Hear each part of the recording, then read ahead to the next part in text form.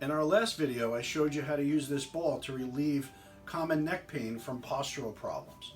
I'm now going to show you how to use it to relieve some sciatic or piriformis pain that might be coming deep in your buttock area.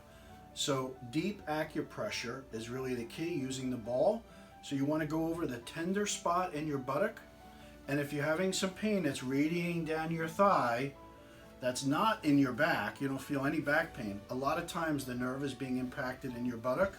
So what I want you to do is take the ball and put it right over that tender point and just roll back and forth, providing some pressure on that painful area.